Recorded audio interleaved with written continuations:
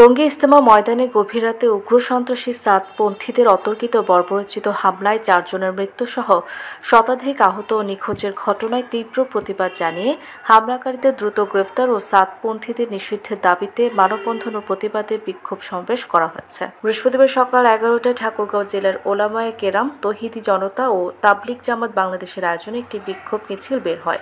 মিছিলটি শহরের প্রধান সড়ক প্রদক্ষিণ করে চৌরাস্তায় এসে শেষ হয়।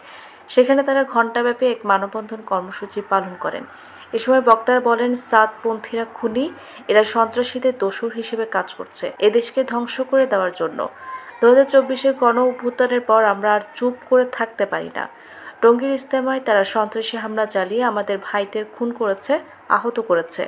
অনতিবিলম্বে তাদের গ্রেফতার করে আইনের আওতায় আনতে হবে, অন্যথায় আরও কঠোরতম কর্মসূচিতে পরিণত হবে বলে হুঁশিয়ারি প্রদান করেন তারা। কলুষিত করার জন্য ২০১৮ সালে আমাদের নীরব মুসল্লিদের উপর হামলা করেছে,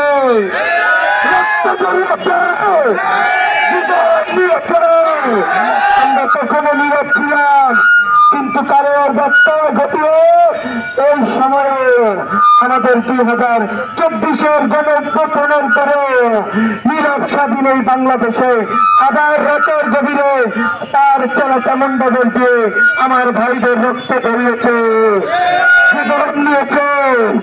আমরা আর নীরব থাকবো না, আমরা আর সন্ত্রাসী নীতিমালাকে মানতে পারি না।